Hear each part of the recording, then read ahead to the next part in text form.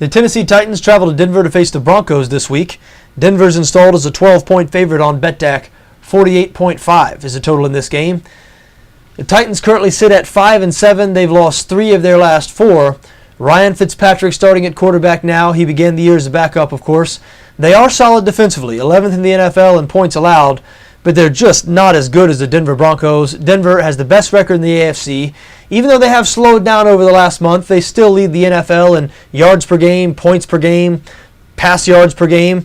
This Denver offense has scored 27 points or more in every game this season. They average nearly 40 per game. So, hey, Tennessee is solid defensively, but Denver's faced a lot of solid defenses this season. And as we said, they have scored 27 points or more in every game. But the Titans do have one thing going for them here: the weather. Kickoff temperature expected to be around 19 degrees.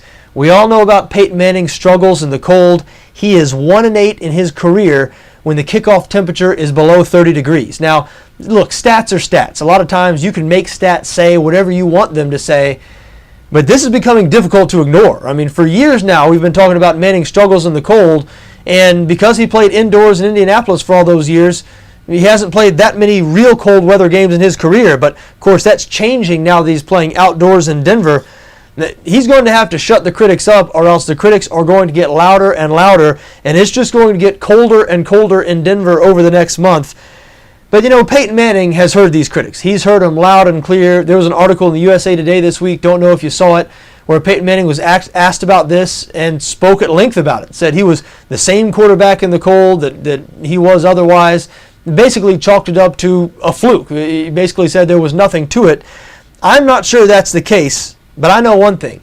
I'm not ready to bet against Peyton Manning when he is motivated to prove people wrong, especially against a 5-7 Tennessee Titans team that is going in the wrong direction, having lost 3 of their last 4.